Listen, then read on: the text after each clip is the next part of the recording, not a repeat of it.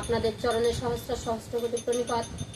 যদি কথাবার্তা ভাব ভাষায় বিশ্লেষণে ভুল হয়, আপনাদের চরণে আমি করজোরে মিনতি করি, একটু ক্ষমার দৃষ্টিতে তাকিয়ে আশীর্বাদের হাতটুকু মস্তকে রাখবেন, যেন আপনাদের কাছে জ্ঞানময় আপনারা যত ভক্তবৃন্দ আছেন আপনাদের কাছে যেন পৌঁছাতে পারি।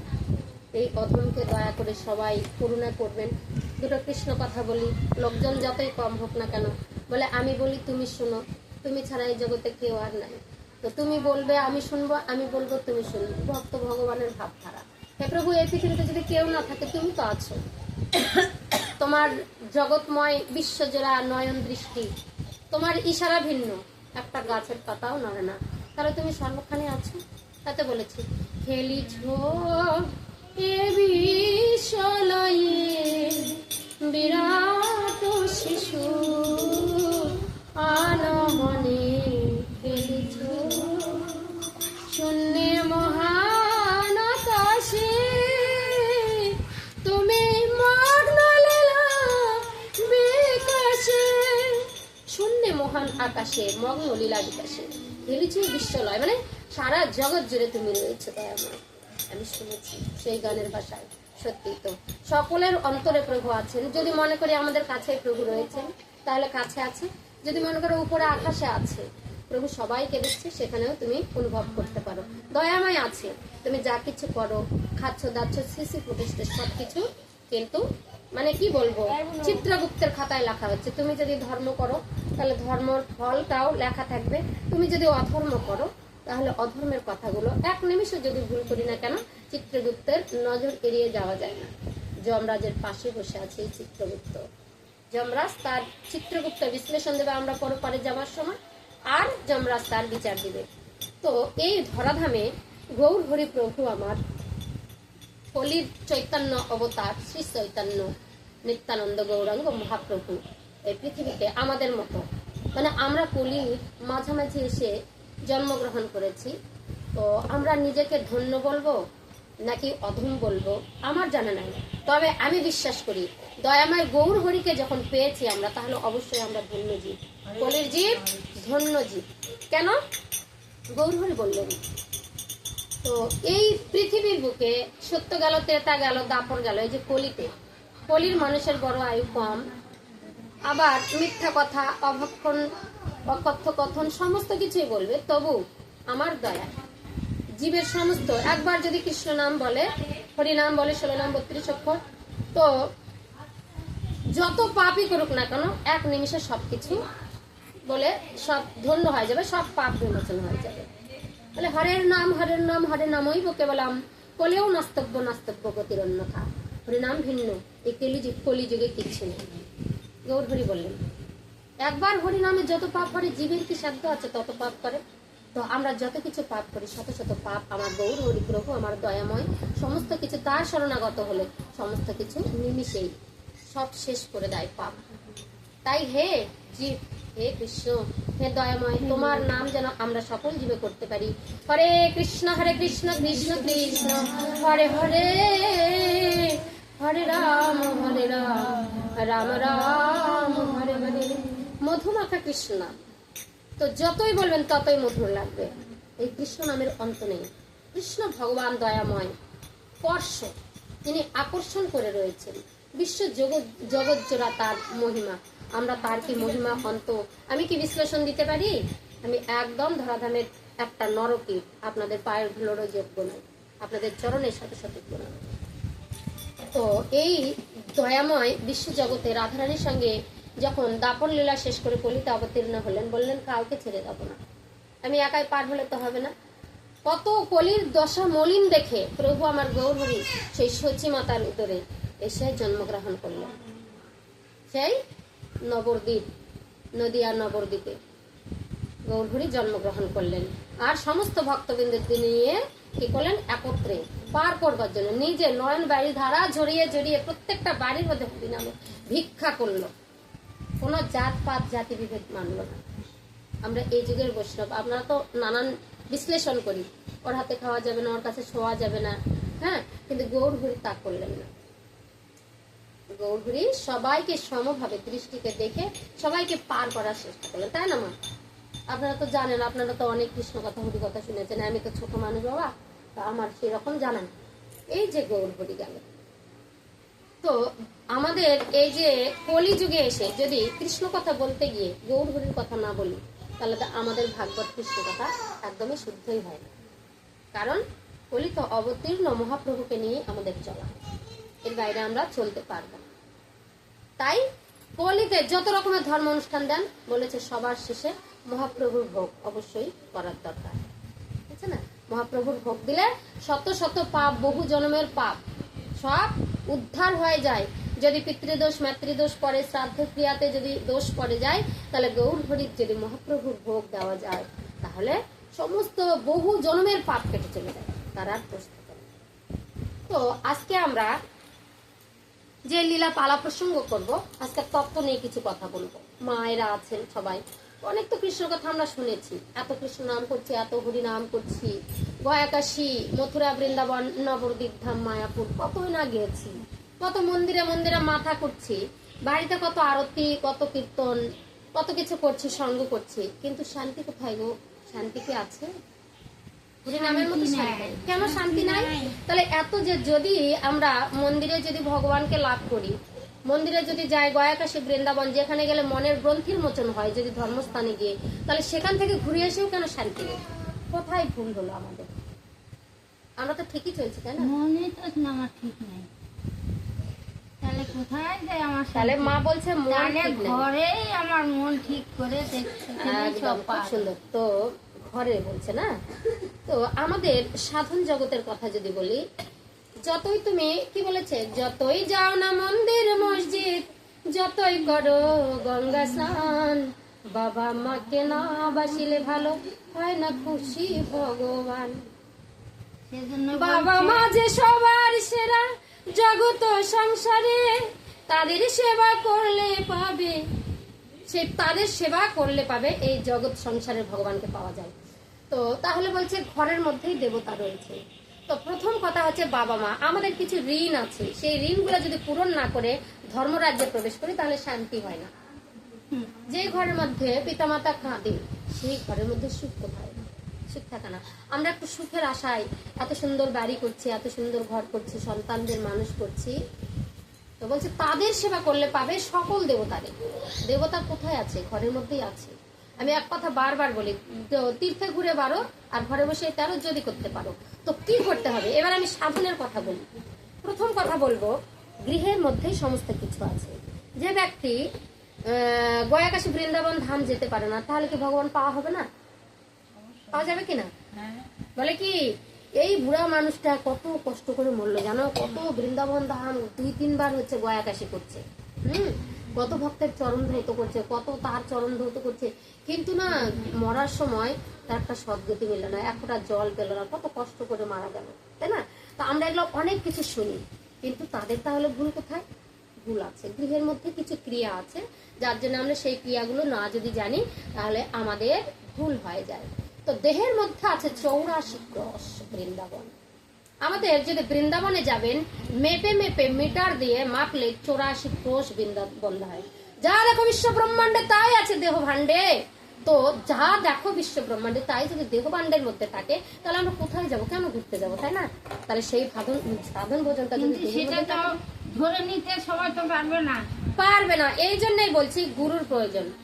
যদি লালা জগৎ শেঠের কথাটা সবাই শুনছেন, জগৎ শেঠ লালা বাবুর কথাটা শুনছেন কিনা? তো জগৎ শেঠের এক সময় এতটা লালার এত অহংকার ছিল, তো মানে মানুষকে ভিক্ষা দিত না, কেউ ভিক্ষা নিতে আসলে বেঁধে তাকে হচ্ছে কি করতো, বেত্রাঘাত করতো। তো এত অহংকার, সেই ব্যক্তিটা কি করলো, লাস্টে কৃষ্ণ প্রেমের পরশ। জগৎ শেঠই এক সময় তার বাড়িতে গেল, সে মনে করো যে তার বাড়িতে গিয়ে জগৎ শেঠকে ধরে মারছে, এতটাই। ওই এক জমিদার, ওই এক জমিদার, আগে বন্ধুত্ব ছিল, তারপরে জমিদারি নিয়ে হিংসা হিংসি হলো। এবার হিংসা হিংসি হওয়ার কারণে ওই আমার থাকে শালা বেশি বড় লোক, ধরে পিটাও, ধরো, মারো। যার যখন আধিপত্য থাকে সেভাবে আমিই মনে হয় বড়, এই পৃথিবীটার কেউ নাই। ভগবান বলছে আমি ভক্তের 2টা জিনিস, অহংকার আর নয়ন বাড়ি সহ্য করতে পারি না। কেউ যদি অহংকার করে 1 নিমিষে তাকে উপর থেকে স্বর্গ থেকে ধপাস করে ফেলে দিতে পারে। সুতাটা কস করে কাটে দেবো, তুমি এখন শ্মশানে করো না ডোবাত করো, সেটা আমার দেখা দেখি নাই। যতই পা ধরে কাঁদো, তোমার এই ভুলের কোনো ক্ষমা নেই। তা কি করলো লালা? লাস্টে কি করলো, চলে গেল কোথায়, বৃন্দাবন ধামে খুঁজতে গেল ভগবানকে, কোথায় গেলে শান্তি পাবো। তো কি হলো, গুরুর কৃপা হলো না। গুরুর কৃপা না হওয়াতে সে কিন্তু পড়েছিল। তারপরে গুরুর কৃপা হলো, ভগবান দয়াময় বলছে না, এত কষ্ট করছে লোকটা, বালিকোনার মধ্যে শুয়ে আছে, সে তো একটা জমিদার ছিল, আজকে ভগবানকে খুঁজতে যায় মাটিতে নামে আসলো, তাই না? তাহলে তাকে কৃপা করা যাক। গুরুর দীক্ষা হলো, এক নদীর চড়াই গুরু দীক্ষা হলো। এই লালা জগৎ সেটা কথা বলতে গেলে রাত পাওয়া যায়। তো গুরুর দীক্ষা হলো, তারপরে ভগবানকে লাভ করছিল। প্রত্যেকটা ব্যক্তির যদি গুরু দীক্ষা না হয়, গুরু শিক্ষা না হয়, তাহলে কি বুঝবো? আমরা তো অন্ধকার জগতেই থাকবো। দেহ ছিল শ্মশান সমান, গুরু এসে মন্ত্র দিয়ে করলো ফুল বাগান। তো গুরু যদি না ধরো, এই দেহটা শ্মশান সম হয়, এখানে ভগবান বাসা রাখতে পারে না। প্রত্যেকটা জীবের মধ্যেই ভগবান আছে। তো কেমন আছে? ধূম দ্বারা অগ্নি যেমন বর্ণিত থাকে, মানে ধোঁয়া দ্বারা, ধোঁয়া যদি দেখবেন, যখন আমরা ধানের হাড়ি, ধানের দুদিকে বসিয়ে যখন খড় জাবরা যখন ঢুকাই দিয়ে যখন জাল ধরাই বাবা, প্রচুর ধোঁয়া বের হয়, তাই না? ধোঁয়াটা কেন বের হয়? সেখানে আগুন আছে, আগুন ধোঁয়া ধারা বর্ণিত থাকে, আচ্ছন্ন থাকে। আগুনটা প্রকাশ করতে গেলে ভালো করে জালটা ধরাই দিতে হয়, তাই না? তো সেরূপ আমাদের দেহের মধ্যে আত্মারূপে ভগবান বিরাজ করছে, তাই তো? ভগবান আত্মারূপী, এই ভগবান যদি দেহ থেকে বের হয়ে যায়, প্রাণ পাখি চলে গেলে আর দেহ সাড়া দেয় না। তাই কি বলছে, প্রাণ পাখিটা চলে গেলে আর দেবে না সারা, রাতে মরলে সকাল হলে বলবে বাসি মরা। তো যতক্ষণ প্রাণ পাখি আছে, প্রাণবায়ু আছে, ততক্ষণ দেহের জৌলস আছে, তাই না? তাহলে প্রাণ পাখি সবারই ভিতর আছে। কেমন করে আছে? কাম, ক্রোধ, লোভ, মোহ, মত, মাৎসর্যের ভিতরে আবৃত আছে। সেগুলোকে আমাদের আগে ছাঁটাই করতে হবে, তাহলে ভগবান দর্শন করতে পারবে দেহের মধ্যে, না হলে না। আপনি কি বললেন, বলছে সবাই তো আর সেটা বুঝতে পারবে না। হ্যাঁ, বুঝতে পারবে না, তার জন্য একটা সদ্গুরুর প্রয়োজন হয়। এটাই হচ্ছে দেহ তত্ত্ব। দেহ আমাদের তত্ত্ব দ্বারা গঠিত। 84 ক্রোশ বৃন্দাবন যেটা আছে, সেই তোমার হচ্ছে বৃন্দাবন উত্তরপ্রদেশে, সেটা আমাদের দেহের মধ্যেই আছে। নদী, লালা, শ্যামকুণ্ড, রাধাকুণ্ড যা আছে, গিরি গোবর্ধন, সমস্ত কিছু আছে। 84 ক্রোশ বৃন্দাবন, গোলক বৃন্দাবন আছে, মথুরা বৃন্দাবন আছে, এখানেই সব আছে। তো কৃষ্ণ কোথায় আছে? মথুরা বৃন্দাবনে আছে। কৃষ্ণ কোথায় আছে? মথুরা বৃন্দাবন, বলে না? কৃষ্ণ আছে মথুরাতে, বলে না? দেহ সাধনার স্থান, তাতেই থাকেন ভগবান। কায় মনে ডাকিলে ঘরে বসেই তারে পাওয়া যায়, তাই না? কায় মনে বাক্যে ডাকলে পরে ঘরে বসেই তারে পাওয়া যায়। দেহ সাধনার স্থান বলছে। তাহলে দেহ যদি সাধনার স্থান হয়, তাহলে কি বলছে? এই দেহের মধ্যে কৃষ্ণ, বৃন্দাবন, মথুরা সবকিছু আছে, ভোলানাথ, কালী সবকিছু আছে। তো আমরা 18 মোকামের কথা আর শুনিনি? চূড়া মধ্যে চূড়ামণি, ব্রহ্ম পাশে স্থিতি, পাঠ মধ্যে মহাবিষ্ণু করেছেন বসতি। তাহলে বিষ্ণুদেবকে আমার কোথায় খুঁজতে যাব? আমার পাঠের মধ্যে মহাবিষ্ণু আছে, তাই না? আমাদের দেহটা একটা তত্ত্ব দ্বারা গঠিত। 84 ক্রোশ বৃন্দাবনের মধ্যে শত শত দেবতা, সমস্ত কিছু দেবতা আমাদের শরীরের মধ্যে বিরাজ করে। তাই মন্দিরে মসজিদে যতই যাও না গয়া কাশী, যতই যাও না তীর্থধাম, কথাটা এমনি আর বলেনি। সাধকরা যে গান রচনা করছে, আমরা যদি বহির্জগৎ থেকে দেখি, তাহলে মনে হবে কি এই জগতেরই কথা আছে। অন্তর্জগৎ থেকে দেখলে আমাদের তত্ত্ব সাধনার কথা উঠে আসবে। প্রত্যেকটা গোড়ায় আমার দেহকে আগে পরিক্রমা করো। দেহের মধ্যে সমস্ত কিছু আছে, দেহের মধ্যে আমার শান্তি আছে, সুখ আছে, সবকিছু আছে। এই সুখ শান্তিটা মনের ব্যাপার। গীতাতে স্পষ্টভাবে ক্ষেত্রজ্ঞ বিভাগ যোগে বলছে, কি বলছে? এই সুখ শান্তি যা কিছু আছে, এগুলা মন থেকে আসে। হিংসা, দেশ, এগুলা মন থেকে আসে। আমরা নিমিষেই তাকে দেহের মধ্যেই সমর্পণ করতে পারি। কেমন করে? অনায়াসে সাধন ভজনের ক্ষেত্রে, ধ্যান প্রাণায়াম যোগার ক্ষেত্রে। ধ্যান প্রাণায়াম যোগ যদি সাধনা করি, তাহলে আমাদের এই মনগুলা, ক্রিয়াগুলা সব নিয়ন্ত্রণ হবে। পঞ্চবায়ু, পঞ্চপ্রাণ সবকিছু আমাদের মধ্যেই আছে, সেগুলোকে আস্বাদন করতে জানতে হবে। এটা ছোটখাটো ব্যাপার নয়, এগুলো গুরু সাধনার কথা। তো আজকে আমরা বৃন্দাবন তত্ত্ব জানবো, ঠিক আছে? চলুন বৃন্দাবন তত্ত্বে চলে যাই। তো দেহের মধ্যে বৃন্দাবন আছে, 84 ক্রোশ বৃন্দাবন কোথায় আছে আর কোথায় কি আছে, সেগুলো আজকে বিশ্লেষণ করি।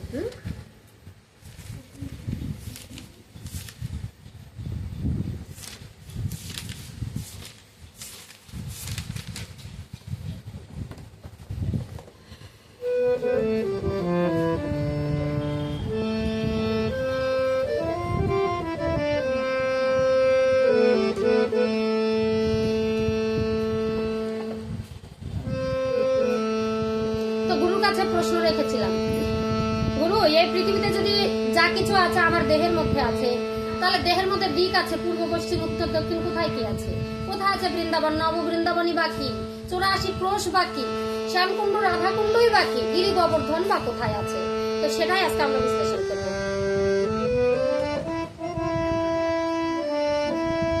গুরু গো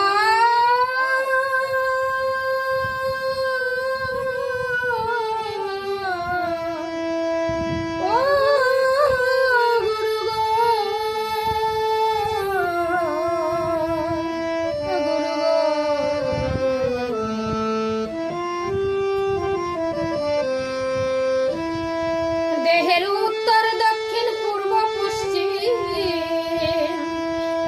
দেহের উত্তর দক্ষিণ পূর্ব পশ্চিম, কোনখানেতে বৃন্দাবন মনে রাখেন জন। দেহ তত্ত্ব দেহ তত্ত্ব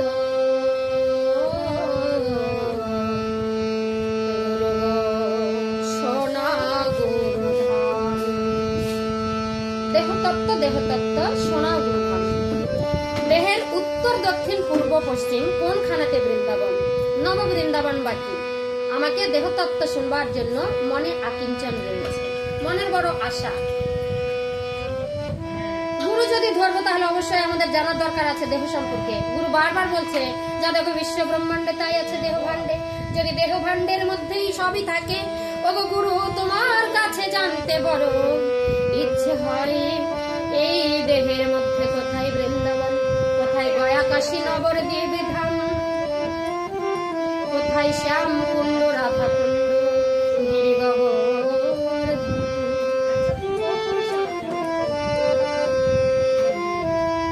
দেহের উত্তর দক্ষিণ পূর্ব পশ্চিম, দেহের উত্তর দক্ষিণ পূর্ব পশ্চিম, গুরু কোনখানেতে বৃন্দাবন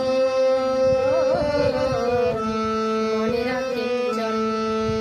দেহ তত্ত্ব দেহ তত্ত্ব আমায় বল গুরুধন, দেহ তত্ত্ব দেহ তত্ত্ব বল গুরুধন।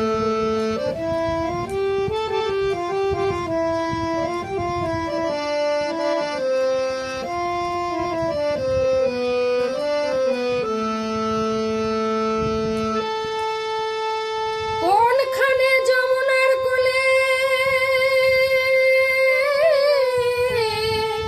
কৃষ্ণচন্দ্র বাজায় বাঁশি, ওই না রাধা রাধা বলে।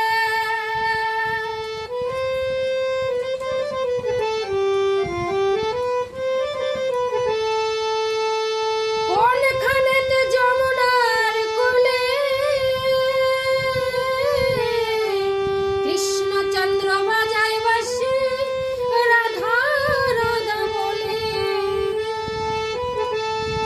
দেহের মধ্যে কৃষ্ণচন্দ্র বাঁশি বাজায়, কোনখানে যমুনা নদী আছে, কোন কুলেতে কৃষ্ণচন্দ্র বাজাচ্ছে বাঁশি? কোন কমলে কমলিনী, কোন কমলে কমলিনী,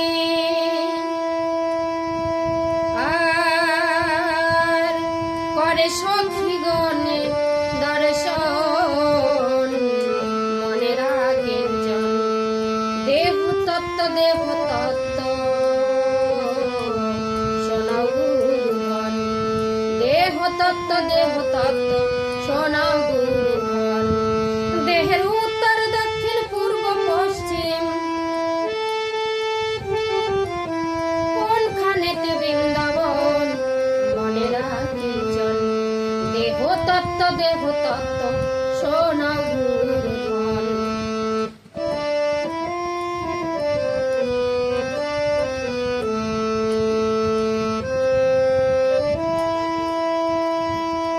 কোনখানে হয় গো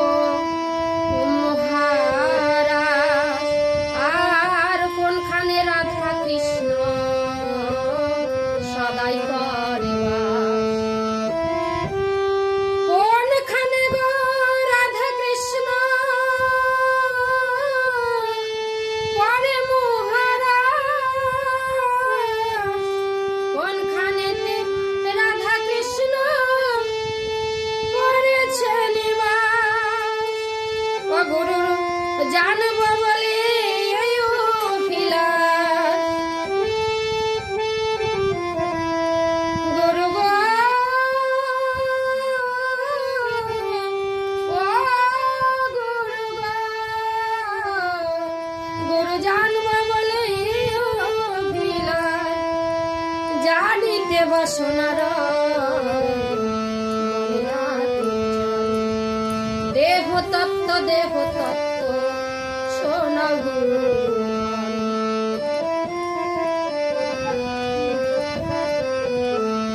দেহের উত্তর দক্ষিণ পূর্ব পশ্চিম, দেহের উত্তর দক্ষিণ পূর্ব পশ্চিম কোনখানেতে বৃন্দাবন মনের আকিঞ্চন। দেহ তত্ত্ব সোনা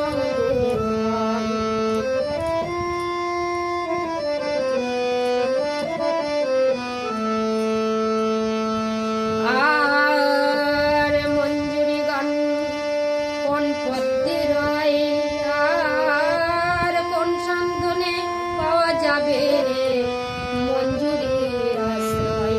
আমরা শুনেছি তুলসী মঞ্জুরির কথা না? এই মঞ্জুরি দেহের মধ্যে কোথায় আছে আমরা বিশ্লেষণ করব।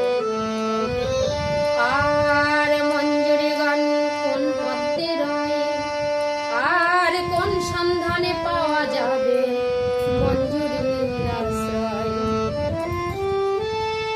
আমায় বলো বলো ওগো গুরু, আমায় বলো বলো ওগো গুরু, জানিতে বাসনার মনে রাখিন জয়। দেহ তত্ত্ব সোনা গুরু ধন, দেহ তত্ত্ব সোনা গুরু ধন। দেহের পূর্ব পশ্চিম উত্তর দক্ষিণ, দেহের পূর্ব পশ্চিম উত্তর দক্ষিণ কোনখানেতে বৃন্দাবন মনে রাখিন জয়। দেহ তত্ত্ব আরে সোনা গুরু ধন। তো আমাদের দেহের মধ্যে শ্যামকুণ্ড রাধাকুণ্ডও রয়েছে। তো তারা কোথায়?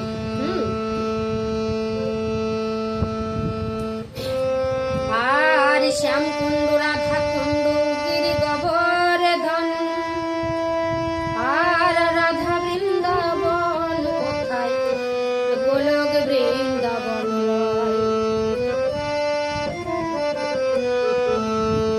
তো গুরুকে বলছি শ্যামকুণ্ড রাধাকুণ্ড আমরা দুটো পুষ্করিণীর নাম শুনছি, কোথায় আছে? বৃন্দাবন ধামে, তাই তো? তো এই শ্যামকুণ্ড রাধাকুণ্ড দেহের মধ্যে কোথায়?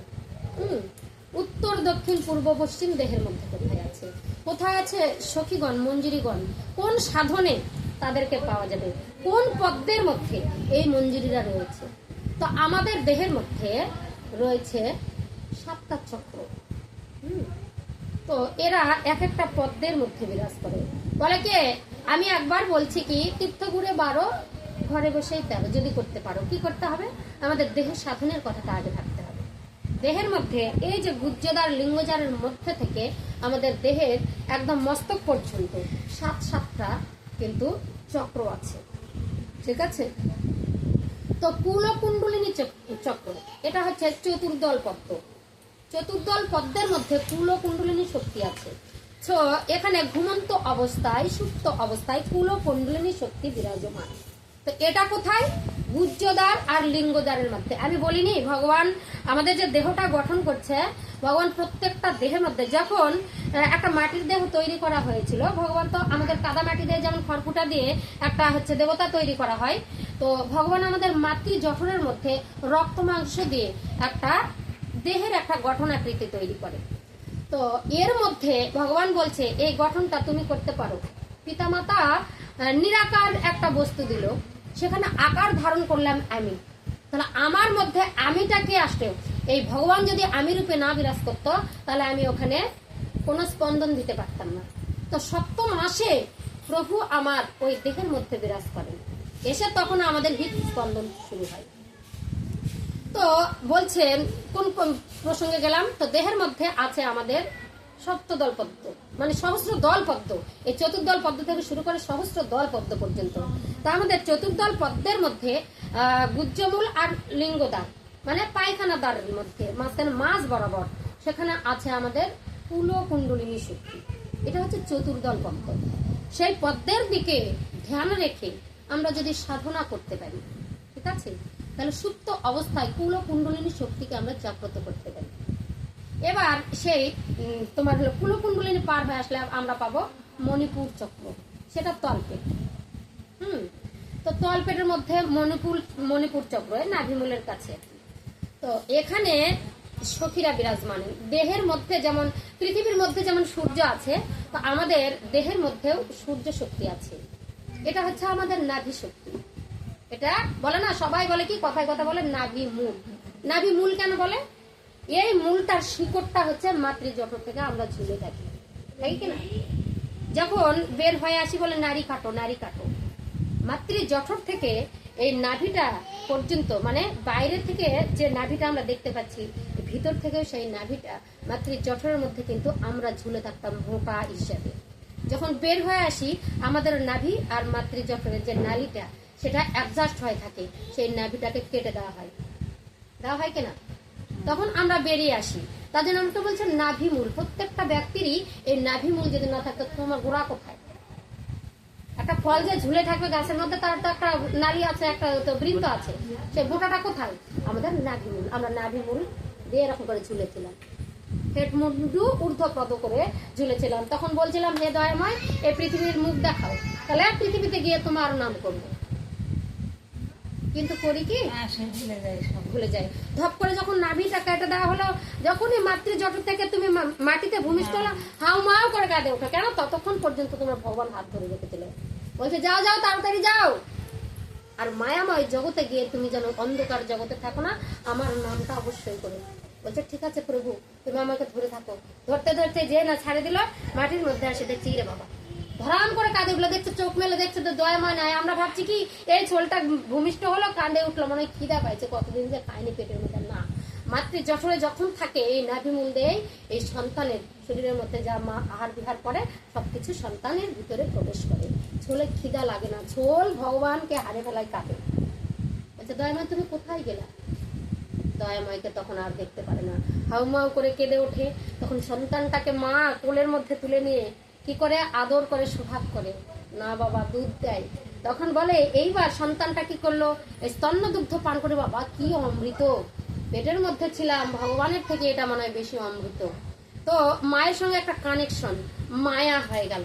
বলে মাতৃজঠর থেকে বেরিয়ে এসে স্তন্য দুগ্ধের সঙ্গে বাচ্চার মুখে যখন স্তন্য দুগ্ধ দেওয়া হয়, এখানে মা আর সন্তানের মধ্যে একটা নিবিড় সম্পর্ক তৈরি হয়। এই সম্পর্কটা হচ্ছে প্রথম ধাপ মায়া জগতের। মায়া জগতের প্রথম ধাপ। সন্তানটা যখন পেটের মধ্যে থাকে মায়ের অতটা কষ্ট হয় না। সন্তানটা ভূমিষ্ঠ হওয়ার পরে মায়ের প্রচন্ড কষ্ট, কিন্তু সন্তানের মুখ দেখার পরে মায়ের সব কষ্ট ভুলে যায়। এত মায়া এই পৃথিবীর মধ্যে, এত মায়া। তাহলে এই মায়াকে না কাটা পর্যন্ত আমরা ভগবান দর্শন করতে পারবো না। মায়াময় জগৎ ছাড়া আমরা কৃষ্ণ পূজা করি, হরিনাম করছি, সব জানি যে আমাদের ঠাকুর আছে, শুনছে, সবকিছু করছে, কিন্তু আমি কি সঠিক সাধন ভোজন করতে পারছি? আমি কি নিজেকে বুঝতে পারবো? আমি কি কখনো কনফার্ম হই যে ভগবান আজকে আমার ভোগটা খালোই, ভগবান আমার কাছে আসছিল? এটা কি আমরা বুঝতে পারি? বুঝতেই পারি না। আমরা মনের মধ্যে শান্তি পাই না। কখনো মনে হয় যে ভগবান কি খেলো, একটু মনে হয় একটু ভজন করি, একটু মনে হয় কীর্তন করি, একটু গীতা করি, তাহলে ভগবানকে শান্তি দিতে পারবো, তাই না? তো ভজনের মধ্যে সৃষ্টি নববিদ্যা ভক্তি, হরিনাম দিলে তাতে ধরে মহাশক্তি। তো আমাদের ভগবানের কাছে ইহ জগতের ভগবান যারা মন্দিরে সাজিয়ে যাচ্ছি, তো ভজনের মধ্যে সৃষ্টি নববদ্ধ ভক্তি, তার মধ্যে আছে হরিনাম। প্রথম কথা বলিনি, হরিনাম হরিনাম হরিনাম বৈবকে বললাম, বলেও নাস্তব্য নাস্তব্য নাস্তব্য গতির অন্যথা। তো ভগবানকে ভোগ রাখ দেওয়ার সময় হরিনাম নামে রুচিটা রাখতে হবে, তাহলে মনটা শান্তি। তোমার মনের মধ্যে ভগবান রয়েছে, তোমার মন যদি শান্তি হয় নাম করে, তাহলে জানবা সেদিন ভগবান তোমার ভোগটা গ্রহণ করছে। মনকে আগে শান্তি দাও। যেদিন তুমি ভোগ দিতে বসে ধরপর করে পূজা দিয়ে চলে যাবা, তখন তোমার ছটপট লাগে, হে ভগবানকে কেমন বা দিয়ে আসলাম, খালো কি খালো না। তুমি যতক্ষণ কনফার্ম হবেন ততক্ষণ ভোগটা ভগবান সেবা করে না। তোমার শান্তি কখন লাগবে? যখন তুমি কৃষ্ণ নাম হরিনাম করবা, তাকে নিয়ে খেলবা, তার কাছে থাকবা, কাছাকাছি থাকবা, তো তখন তোমার শান্তি লাগে। তখন বুঝতে পারবা যে না, ভগবান আমার কাছেই আছে, ভগবান আমার সব কথা শুনছে, ইয়ে করছে। আর যত চঞ্চলতা করো, মন যত বিচলিত হয়, ভগবান ততক্ষণ সাড়া দেয় না। হ্যাঁ হ্যাঁ, বলছে মনকে নিবেশ করো, এটাই মন্ত্র। মন্ত্র বলে কিছু হয় না পৃথিবীতে, মন্ত্র। তোর মনটাকে, এই মাসিমা যেমন বলো মনই শান্তি নাই তো করতে যাবে, মনই তোমার, মনটা তোমার। মনকে তুমি যদি ভগবানের প্রতি নিবেদন করতে পারো, কোনো মন্ত্রের প্রয়োজন নেই।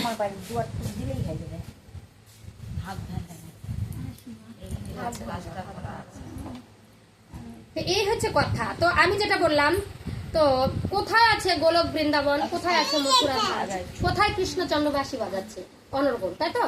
তো এগুলো আমাদের আজকে বিশ্লেষণ। রাধারানী কোথায় আছে, গিরি গোবর্ধনী বা কোথায় আছে? তো আমাদের দেহের মধ্যে আছে এই যে চক্রগুলো, তো মূলাধার, মণিপুর, স্বাধিষ্ঠান, তো হচ্ছে বিশুদ্ধ, অনাহত, তারপরে আজ্ঞা চক্র। এই যে আজ্ঞা চক্র, এটা হচ্ছে দ্বিদল, দ্বিদল গুরুজগলের মাঝখানে দ্বিদল চক্র আছে, দ্বিদল চক্র। এই দ্বিদল চক্রের মধ্যে মনকে নিবেশ করতে হয়। পূজা পার্বণ, সাধনা, ভজনা, কৃষ্ণ কথা, হরি কথা যা কিছু করো, এই দ্বিদল চক্রের মধ্যে যদি মন নিবেশ করো, এখানেই রাধা গোবিন্দের চরণ আছে। তাই তুলসীর পাতা অর্পণ করি, যখন তিলক শিখা বন্টন করি, লেপন করি, এই যে তুলসীর পাতাটা আমরা তার চরণে দিই, তাহলে রাধা গোবিন্দ এখানে আমাদের বিরাজ করছে। আর সহস্র দল পত্র আছে আমাদের এই মস্তকের উপর, এখানেই হচ্ছে গোলক বৃন্দাবন। এখানে গোলক বৃন্দাবন যদি আমরা সাধনা ভজনায় যদি পারদর্শী হয়, তাহলে গোলক বৃন্দাবনটা আমরা পেয়ে যাব, আমাদের আত্মার উদ্ধার হয়ে যায়। তো চতুর্দল পদ্মের মধ্যে মনটাকে নিবেশ করে প্রতিদিন শান্ত হয়ে বসে একটি শান্ত পরিবেশের মধ্যে, খোলামেলা বাতাসের মধ্যে, বা কোনো জঙ্গলে বা কোনো ঠাকুর ঘরে যেখানে হাওয়া বাতাস প্রবেশ করে, মনটাকে নিবেশ করতে হবে ভ্রুযুগলের মাঝখানে দ্বিদল পদ্মে। আর দৃষ্টি থাকবে চতুর্দল পদ্মে। চতুর্দল পদ্ম থেকে শতচক্র ভেদ করে করে, পঞ্চম চক্র ভেদ করে শতচক্রের মধ্যে মনটাকে বারবার নিয়ে আসতে হবে। এখানে গ্যাপ, এই গ্যাপটা পূরণ কে করবে? গুরুর আশ্রয় হবে। তুমি ধ্যান, যোগা, প্রাণায়াম সবই করতে পারো, কিন্তু এই গোলক বৃন্দাবন ধাম যদি যেতে হয়, তাহলে আমাদের গুরুর দরকার আছে। এই গ্যাপটাতে যেয়ে আমরা এই নদীটা পারাপার হতে পারি না। বলে না বৈতরণী নদী, কোথায় আছে বৈতরণী নদী গো? এই আমাদের দেহের মধ্যে। বৈতরণী নদীটা পার হতেই আমাদের জানটা চলে যায়। তো যদি সাধন ভজন ক্রিয়াটা ভালো হয়, তাহলে বৈতরণী নদী পার হয়ে চলে যেত। কোথায় সর্প ভয়, কোথায় বাঘ ভাল্লুকের ভয়, কোথায় সেই দাবানল, আমরা দেখি দাবানল দপদপ করে জ্বলছে, তার উপর দিয়ে আমাদের টানতে টানতে যমরাজের সেই দুধগুলো নিয়ে যাচ্ছে। শুনেছি তো ভাগবত একদম চরম সাজা, যে 28টা সাজার দরজা আছে, পাপপুরীর বিচার প্রত্যেকটা আমাদের জীবনের সঙ্গে ঘটবে যদি আমাদের সাধন ভজনটা ক্রিয়াটা ভালো হয়। তো এগুলো হচ্ছে গুরু সাধনার কাজ। বৈতরণী নদী বলে কিচ্ছু থাকবে না, তুমি যদি সাধনে পটু হও, তুমি মহাশূন্যে তুমি একাই উঠতে পারবে। চতুর্দল পদ্ম গেল, তারপর অষ্টদল পদ্মের মধ্যে চলে আসবো। নাভি পদ্ম, নাভিমূল, এখানে আছে রাধারানী বসে আছে, এই নাভিটার কাছে শক্তি ধরে বসে আছে। আর রাধারানীর চারিদিকে আমাদের অষ্টসখী বিরাজমান। এই অষ্টসখী রানীকে নিয়ে আমাদের বলছে মঞ্জুরি। কোন সাধনে পাবো? এই সাধনে পাবো, দেহ সাধনার দ্বারাই এই রাধারানীকে আমরা জানতে পারবো। সখীদের মতো মঞ্জুরি, সখী মঞ্জুরি, যে জ্ঞান মঞ্জুরি আমরা শুনছি, তাই না? জ্ঞান মঞ্জুরি গীতার কথা শুনছি, তুলসী মঞ্জুরির কথা শুনছি, কিন্তু রাধারানী অষ্ট সখীকে নিয়ে যেখানে বিরাজমান, সবসময় দুঃখের কথা সুখের কথা বলে, বৃন্দাবন ধাম শুনছি, কিন্তু আমাদের দেহের মধ্যে এই সখীদেরকে নিয়ে রাধারানী সবসময় আনাগোনা আস্তে আস্তে নাভিমূলের চারিখানে এখানেই মঞ্জুরি সখীরা বিরাজমান। হরে কৃষ্ণ। হ্যাঁ বলো। নাভির মূল থেকে নিয়ে আসলাম, মধ্যচক্রে নিয়ে আসলাম, মনটাকে কি করে স্থির করবো? মনটাকে স্থির করা ধ্যান প্রাণায়ামের মধ্যে সবকিছু বলছি। তারপরে আমরা কোথায় চলে গেলাম?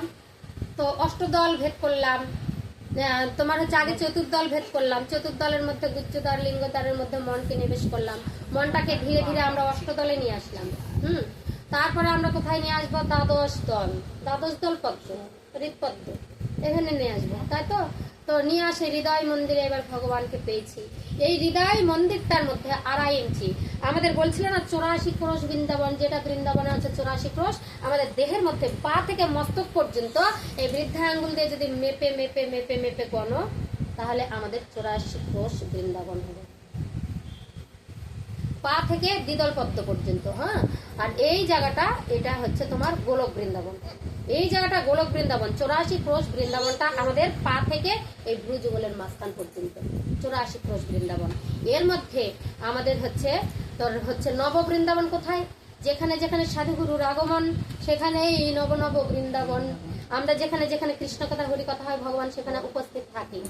কার মধ্যে বসে আছে বলা যাবে না, আপনি চীনা মানুষ তো আপনার মধ্যেও ভগবান থাকতে পারে। তার জন্য কি করতে হয়, সবার চরণ ধুলি নিতে হয়, ভক্তের সঙ্গে আলিঙ্গন করতে হয়। না জানি আমার ভগবানের সঙ্গে আলিঙ্গন হয়ে যেতে পারে, আমার দয়াময় এখানেই উপস্থিত আছে। যেখানে কৃষ্ণ কথা আলোচনা হয় সেখানে ভগবান দয়াময় রয় থাকবে। সেটাই হচ্ছে নব বৃন্দাবন। হ্যাঁ, আর হচ্ছে কি বলছে 2.5 ইঞ্চি বৃন্দাবন, এই দেহের মধ্যে 2.5 ইঞ্চি বৃন্দাবন। এই যে আমাদের রাধে রাধে। হরে কৃষ্ণ। না না না না, জয় জয় শ্রী রাধে শ্যাম, হরে কৃষ্ণ। করবো না বাবা, চরণ আলিঙ্গন করতে হয়। কেন আলিঙ্গন করতে হয়? ভগবান কার রূপে কোথায় বিরাজমান আমরা বুঝতে পারবো না।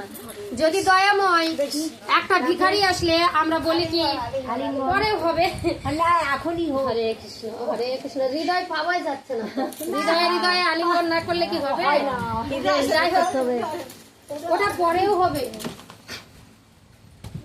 ছেড়ে দিলে সোনার গৌর আর তো পাবো না। তোমায় ছেড়ে দিলে হবে না।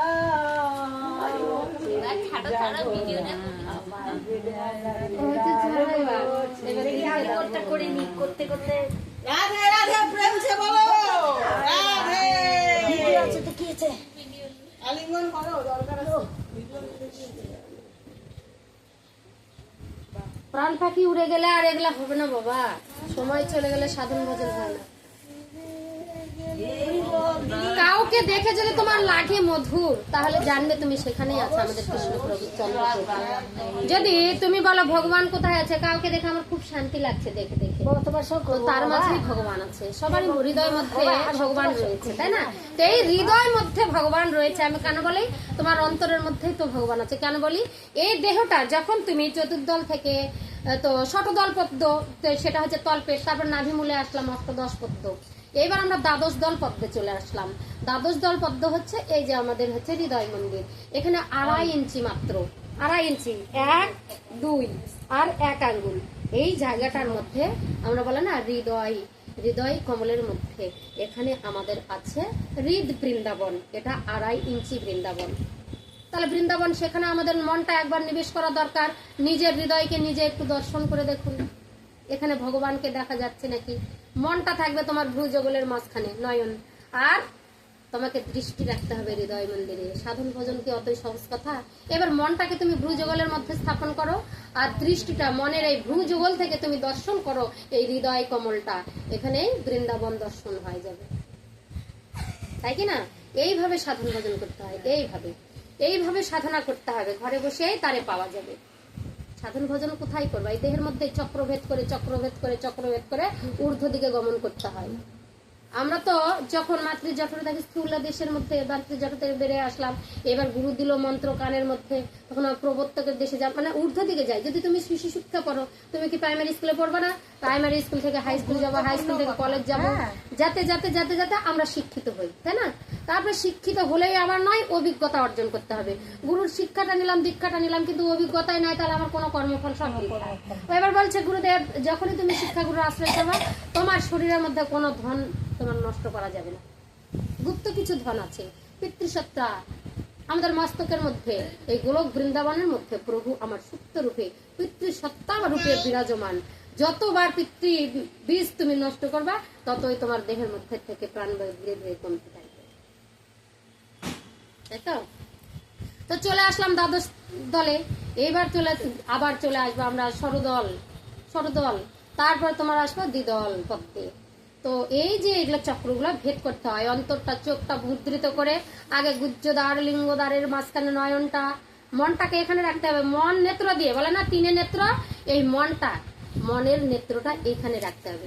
কপালের মধ্যে আমরা জ্যোতি দেখি, মনসা কালী দুর্গা দেখি না, তাদের মতো তোমারও তৃতীয় নয়ন খুলে যাবে প্রত্যেকদিন তুমি যে করো। তা আমরা চোখটা বন্ধ করে দেখো, তুমি দুনিয়া দেখতে পাচ্ছ, তোমার বাড়িটা দেখতে পাচ্ছ, ঘরটা দেখতে পাচ্ছ, কি দিয়ে দেখতে পাচ্ছ? মনোনেত্র দ্বারা। গুরু মন্ত্র দিবে, মন্ত্র তুমি নিলা, কোথায় রাখবা? মনে রাখতে হবে। তাহলে মনে রাখতে হবে, তাহলে মনটার মধ্যে রাখতে হবে। মনটা কোথায় রাখবো? এই দ্বিদলের মধ্যে রাখবো। মনটা দ্বিদলের মধ্যে রাখে, মনটা দ্বিদলের মধ্যে রাখে আমার দেহ চক্রগুলো ভেদ করতে হবে। বলে 84 ক্রোশ বৃন্দাবন তাহলে তোমার ভ্রমণ হবে। যদি তুমি চতুর্দল থেকে দ্বিদল পদ্মের মধ্যে প্রত্যেকদিন ভ্রমণ করো, দেখবা দ্বিদল থেকে আবার তুমি হচ্ছে আবার নামতে নামতে নামতে নামতে নামতে আবার চতুর্দলে আসবা, চতুর্দল থেকে আবার দ্বিদলে আসবা, নয়ন মুদ্রিত করে সেটাই দর্শন করো। এইভাবেই তোমার পরিক্রমা হবে। পরিক্রম যদি দেহকে একবার মানুষ পরিক্রমা করে, একবার পরিক্রমা করলে মানুষ বলে কি 3 লক্ষ বার নামের সমান হয়। বৈষ্ণব আর সাধকের মধ্যে এটাই তফাৎ। কেউ মালাতে নাম করে, 16 নাম করলে যে 16 মালা জপ করলে যখন 3 নাম হয় যেরকম, সেরকম একবার দেহ পরিক্রমা করলে সেই রূপ নাম তোমার হয়ে যাবে। তাহলে দুনিয়া কেন খুঁজতে যাবো? আমার দেহের মধ্যে যদি সব থাকে, নাম যদি এই দেহের মধ্যেই হয়, শুধু নাম টাম কিচ্ছু নয়, তাহলে দেহ ভ্রমণ করতে হবে। আমার পায়ের পাতা থেকে আমার চোখটা বন্ধ করে আমি পায়ের পাতার দিকে তাকাবো, তাকাও। তোমার পায়ের পাতা যদি তুমি চোখের চোখ দিয়ে তুমি বৃদ্ধা আঙ্গুল দেখতে পাও, চোখ বন্ধ করে বৃদ্ধা আঙ্গুলে যত তোমার দুঃখ রাগ জ্বালা সব নিমিষে মাটির নিচে লয় হয়ে যাবে। ধ্যানের প্রথম ধাপ, নয়ন মুদ্রিত করে নিজের দেহটাকে দুই বৃদ্ধা আঙ্গুলের দিকে তাকাও। দেখো দেখি তাকায়, দেখতে পাচ্ছ কিনা? অনেকে বলে দিদি কেমন করে সাধন ভোজন করবো, দিদি ধ্যান কেমন করে করবো, কেমন করে গুরু সাধন করবো, তুমি তো সমস্ত কথা বলো না। আমি বলেছি বীর্য সাধনের কথা বলছি, নানান কথা বলছি, দম ক্রিয়া বলছি, কিন্তু কিভাবে ধ্যানে প্রবেশ করবা এর বারবার বলি। মনকে গুরু জগলের মধ্যে স্থাপন করে নির্জন জায়গায় বসে বারবার মনকে বিষয় হইতে প্রত্যাহিত করে দেহের মধ্যে সমাধি করো। যতই বিষয় আশয় থাক না কেন, যতই সন্তানের মায়া, যত কিছু বেড়াজাল থাক, দেহের মধ্যে বারবার সমাধি করো। বলছে এটা হচ্ছে মনের ব্যাপার, অনায়াসেই তুমি সমস্ত কিছু বিসর্জন দিতে পারবা দেহের মধ্যে। কিন্তু আমাদেরকে অভ্যাস করতে হবে কিসের দ্বারা? এই মনকে সাধনার যোগ বলের মাধ্যমে, যোগ ও বলের মাধ্যমে। যোগ ও বল, যোগ মানে কি? যুক্ত হওয়া, যোগ মানে সঞ্চয় করা, তাই কি না? যোগ মানে বর্ধিত করা। যদি তুমি 1 টাকা ব্যাংকে রাখো আর 1 টাকা যদি দাও তাহলে 2 টাকা হবে, সেটা সুদে আসলে বাড়তে থাকবে। যদি তুমি 1 টাকা ব্যয় করো, বলছে যোগে জিয়ায় আর ব্যয়ে মরে। যোগ বল কাকে বলে? যোগ আর বল মানে আমরা যুক্ত হব বল শক্তির দ্বারা। আমাদের দেহের মধ্যে যে বল আছে সেটাকে আমরা যুক্ত করব। তার সঙ্গে গুরু যেমন আমার মন্ত্র দেয়, আমরা দেহকে আত্মার সঙ্গে কানেকশন করব। এবার আত্মা যখন দেহের সঙ্গে অ্যাডজাস্ট হয়ে যাবে, তুমি মিথ্যা কথা বলতে পারবে না, তুমি খারাপ কোনো কাজ করতে পারবে না, তোমার মনের মধ্যে দুঃখ জ্বালা থাকবে না, মায়ার বন্ধনটা ধীরে ধীরে কেটে যাবে। আর যখন তুমি মায়াময় জগৎ থেকে উত্তীর্ণ হয়ে যাবে, তখনই তোমার পরমাত্মার সঙ্গে মিলিত হবে। জয় জয় নিতাই।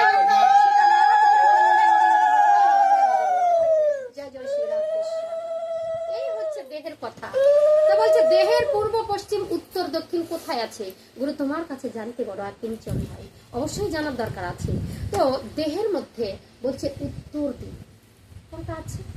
তো আমরা গীতাতে পড়েছিলাম উত্তরায়ণ আর দক্ষিণায়ন, তাই না? তো যখন বিশ্বদেব এই যে সরসজ্জার মধ্যে শুয়েছিল, তখন দক্ষিণায়ন চলছিল। নিজে ইচ্ছায়, তার ইচ্ছা মৃত্যু ছিল, পিতার দেওয়া সেই কাজটা। তো দক্ষিণায়নে মরতে চাইনি, ইচ্ছা মৃত্যুবরণ করবে। এত সবাই বলছে এত কষ্ট পাচ্ছ দাদাশ্রী, তোমাকে দেখে আমাদের কষ্ট হচ্ছে। অর্জুন বলছে, তারপরে যা আছে যুধিষ্ঠির, ভীম, নকুল, সবাই। কৃষ্ণ দয়াময় আসে বলছে তুমি কি প্রাণ ত্যাগ করবা না? বলছে এখন উত্তরায়ণ চলছে। আমি গীতায় বলেছি, গীতায় শুনেছি, তুমি নিজে কথা বলেছো, তুমি নিজে বলেছো দয়াময় দক্ষিণায়নে যদি গমন করা হয় তাহলে পাপ পুরিতে যাবো, যতই আমি ধার্মিক হই না কেন। আর উত্তরায়ণে যদি গমন করি তাহলে আমি স্বর্গ পাবো। তাই আমার 6টা মাস কেবল তোমার দক্ষিণায়ন তখন শুরু হয়েছিল। তো 6 মাস পরে দক্ষিণায়ন, 6 মাস পরে উত্তরায়ণ। তো দক্ষিণায়ন শেষ হওয়া পর্যন্ত 6 মাস ওই সরসজ্জার মধ্যে ছিল। আর যত যে তোমার রক্ত গলে গলে ওই তীর বয়ে বয়ে মাটিতে পড়ে স্রোত হয়ে গেল। তখন অর্জুন আসে বলছে দাদাশ্রী তুমি প্রাণ ত্যাগ করো। বলছে না আমি প্রাণ ত্যাগ করবো না। বলছে কেন প্রাণ ত্যাগ করবে না? বলছে আমার এখনো সময় হয়নি। কেন? বলছে এই যে পুষগুলা রক্তগুলা পড়ে চলে যাচ্ছে, তাহলে কি হবে? বলছে ঝরে যাক, পড়ে যাক, পচে যাক, এই দেহটার মধ্যে আমি ভালো খাবার খাইনি। কার খাইছিলাম? দুর্যোধনের অন্ন ভক্ষণ করেছিলাম। কালকে কথা বললাম, দুরাচারী দুর্যোধনের অন্ন ভক্ষণ করে আমার দেহের মধ্যে যে কালো রক্তগুলো, খারাপ রক্তগুলো, ওগুলোই বয়ে যাচ্ছে। যে রক্তটা আমার দেহের মধ্যে থাকবে সেটাই আমার পূর্ণের রক্ত থাকবে, তখন আমি দেহ প্রাণ ত্যাগ করবো। তো 6 মাস সরসজ্জায় থাকলো। বলছে তাহলে কার কাছে? বলছে আমার ঋণ আছে। কার কাছে? দ্রৌপদীর কাছে। দ্রৌপদী মুখ দেখে না, আর ক্ষমাও করে না, আর এই বিশ্বদেব প্রাণও ত্যাগ করতে পারে না। কেন? ওই যে সবার মধ্যে যখন দ্রৌপদীর বস্ত্র হরণ হয়েছিল, বিশ্বদেব এত বড় জ্ঞানী পুরুষ হয়ে তাকে আটকাইছিল না। কেন? বিশ্বদেবের তো সমস্ত কিছু বল ছিল, শক্তি ছিল, আটকাতে পারেনি। কেন? তাদের কথা দেওয়া ছিল। ধর্মযুদ্ধে হারে গেল, পাশা খেলায় হারে গেল, সেখানে কিচ্ছু করতে পারবে না। কেন? দুর্যোধনের অন্নভোগ করছে, সেখানে কেউ কিচ্ছু বলতে পারবে না। সেটাই দ্রৌপদী বলছিল, এত এত মহাপুরুষরা বসে থাকে, সেই দ্রোণাচার্য, কৃপাচার্য, মহান মহান সেই রথি অথিরথি সবকিছু থাকেও আমার কেউ বস্ত্র যে হরণ করলো তাও রক্ষা করলো না। একমাত্র কে রক্ষা করলো? কৃষ্ণচন্দ্র দয়াময়। এক হাতে ডাকলো সারা দিল না, 2 হাতে যখন বাহু তুলে ডাকলো লজ্জা শরম ত্যাগ করে, বলছে এক হাতে কাপড় ধরে আছে, এক হাতে কাপড়ও ছাড়া না, ভগবানও আসে না। বলছে আমি তোমার এই প্রাণটা সাজিয়ে দিয়েছি, দেহের মধ্যে সমস্ত কিছু, আমাকে দেখে তুমি লজ্জা ঘৃণা ভয় 3 থাকতে নয়। যতদিন তোমার এগুলো আছে ততদিন ভগবান তোমার ধারে কাছেও নয়। যখনই বুঝলো দ্রৌপদী তুমি এক হাতে ডাকলে আমি কোনোদিন সাড়া দেই না, 2 হাতে যখন তুমি আমাকে 2 বাহু তুলে ডাকবে তখন তোমায় আমি সাড়া দেব। তখন কি করলো? দ্রৌপদী লজ্জা ঘৃণা সব শেষ করে কাপড় ছেড়ে দিল। চিলতা আনিত হয়েছে, সবাই দেখুক। দ্রৌপদী ভাবতেই পারেনি যে কাপড়টা বুক থেকে খুলবে না। 2 বাহু যখনই তুললো, হে কৃষ্ণ করুণা সিন্ধু দীনবন্ধু জগৎ পথে গোপেশ গঙ্গাকান্ত নমস্তুতে, হে কৃষ্ণ দয়াময় লজ্জা রক্ষা করো, লজ্জা রক্ষা করো, বস্ত্র দান করো, বস্ত্র দান করো। যখনই চিৎকার করলো দয়াময় বস্ত্র দিল। একটা বুক থেকে কাপড় সরলো না, কাপড়ের উপর কাপড়, দুঃশাসন টানতে টানতে টানতে টানতে ক্লান্ত হয়ে মাটিতে পড়ে গেল। তখন কি করলো? দ্রৌপদী সেই শোভাতে প্রতিজ্ঞা করছিল, এত এত মহারথী যেমন তোমরা বসে আছো, তোমাদের আমার কাছে ক্ষমা প্রার্থী না হওয়া পর্যন্ত তোমরা কোনোদিনও মরতে পারবে না। বিশ্বদেব ওই দক্ষিণায়নের এই 6টা মাস ধরে এই পাচিরটা করে গেল। তারপরে দ্রৌপদীকে ডাকছিল, তো অর্জুনকে বললো কারো কথা শোনে না, কৃষ্ণের কথা আর অর্জুনের কথা ছাড়া দ্রৌপদী কারো কথাই সাহিত্য না। নিজের স্বামীরাও তো তাকে তখন বাঁচাতে পারছিল না। তো কৃষ্ণ তখন বিশ্বদেব তখন বললো যে যদি দ্রৌপদীকে আনতে পারে, দ্রৌপদী যদি আমায় ক্ষমা করে তাহলে আমি প্রাণ ত্যাগ করতে পারবো, তার আগে করতে পারবো না। আমার শরীরের মধ্যে অসহ্য রক্ত চলছে, ওই রক্তপুঁজগুলো দুর্যোধনের যে পাপাচারী সেই খাবারগুলো খেয়ে সেগুলো যদি চলে যায় তারপরে আমি কিন্তু শান্তি পাবো, তার আগে পাবো না। দ্রৌপদী আসবে না। দ্রৌপদীকে তখন কি করলো? সেই আমাদের অর্জুন যায় ডাকে নিয়ে আসলো, পা হাত ধরে, চলো তুমি, তোমাকে যেতেই হবে। যা হয়েছে সব ভুল অপরাধ এখন সব স্বীকার করে নিয়েছে বিশ্বদেব। তো বিশ্বদেবকে আগে তো বলবে না, দ্রৌপদী দাঁড়ায় আছে বাইরে, আর বিশ্বদেব বলছে আসো তুমি ঘরে আসো। তো বারবার ডাকা সত্ত্বেও দ্রৌপদী যাচ্ছিল না। বলছে ঠিক হয়েছে, কেমন আমাকে দেখছিল 10-এর মাঝে আমি যখন চিলতাহানি হচ্ছিলাম তখন তো কোনো যোদ্ধা এসে আমাকে রক্ষা করছিল না, এখন এই অন্যায়ের পাপ তোমাদেরকে রক্ষণ করতেই হবে। কিন্তু আকুতি মিনতি করে তারপরে দ্রৌপদীর দিকে ডাকলো। বলছে এখন যে দেহের মধ্যে আমার রক্তগুলো চলছে এটা ধর্মের রক্ত, যেগুলো চলেছে যতদিন চলছিল আমরা বিপক্ষ দলের দিকে গিয়েছিলাম, মানে পাপী দল ওরা। মানে দুর্যোধন তো কখনো ভালো হতে পারে না। দুর্যোধনের এই জায়গাটা আমরা যখন মানে গিয়েছিলাম, তো তার আশ্রয় নিয়ে আমাদের এই অবস্থা হলো। এখন যা কিছু চলে গেছে, এখন যেটুকু চলছে সেটা ধর্মের, আমাকে কি করতে হবে? তখন ক্ষমা করলো দ্রৌপদী। তারপরে উত্তরায়ণ শুরু হলো, সেটা পৌষ সংক্রান্তির দিন। পৌষের সংক্রান্তি শুরু হলো, তখন কি হলো? প্রাণবায়ুটা ত্যাগ করলো বিশ্বদেব। উত্তরায়ণ দক্ষিণায়ণ যেমন গীতাকে দেখছো এই দেহের মধ্যেই আছে। তো দক্ষিণ দিক, আমাদের দক্ষিণ দিকে কি বলে? ডান হাত বলে না?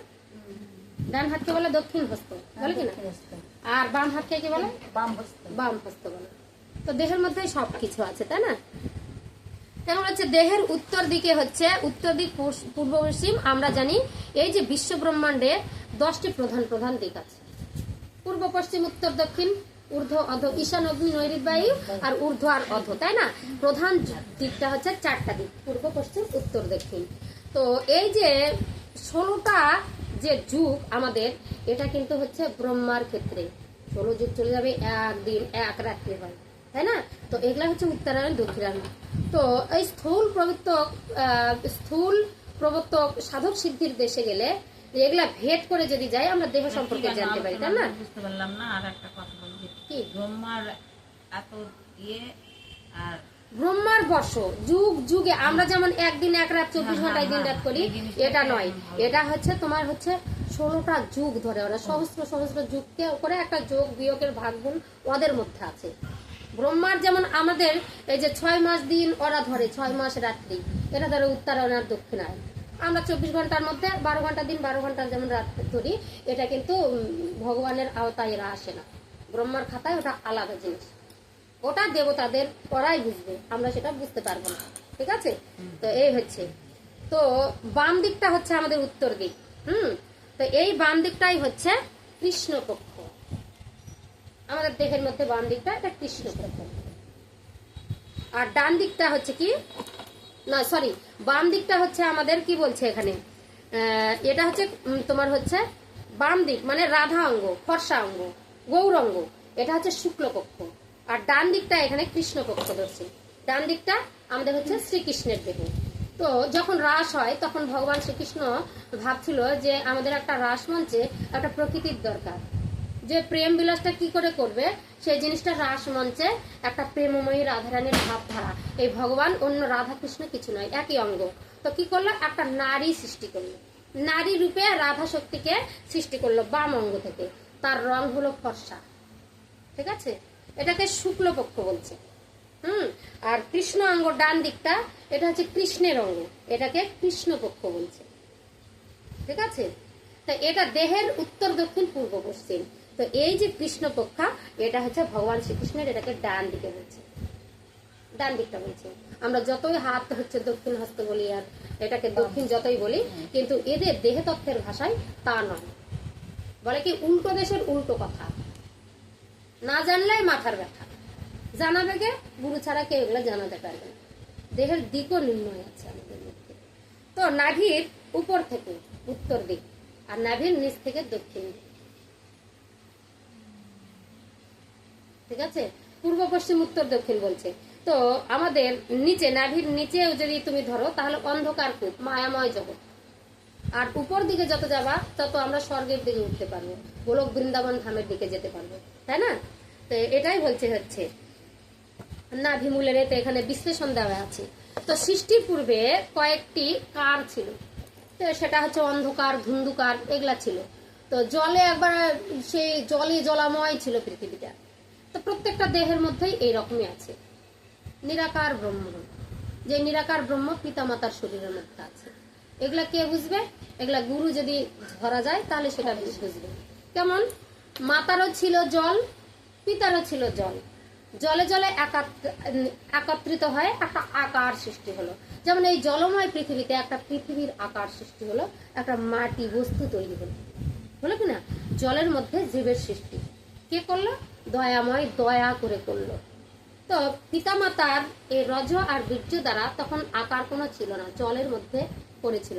জলের মধ্যে যদি একটা কোনো বস্তু ফেলে দাও, জলের সঙ্গে জল একটা একজাস্ট যদি হয়ে যায় তো জলই হয়ে যায়। এটাই হচ্ছে, এটা কি ছিল? অন্ধকারের মধ্যে আমরা নিরাকার ব্রহ্মরূপে বিরাজমান ছিলাম। তো আকার কখন দিল? এখানে কি কি কার আছে? এই কারগুলাই হচ্ছে অন্ধকার, ধুন্ধকার, নৈশব্দকার, নৈধন্ধকার, আর হচ্ছে আকার আর সাকার। তো এই যে অন্ধকার কূপের মধ্যে যখন জলে জলে একত্রিত হলো তখন একটা আকার দিল। সেই আকারটাই হচ্ছে আমি, আমরা, তুমি, তোমরা।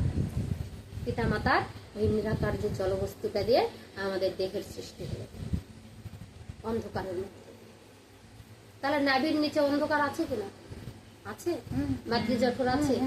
সেই অন্ধকার ঘরের মধ্যে আমরা নিরাকার রূপে ছিলাম। সাকার হলাম কখন? 7 মাসে এসে।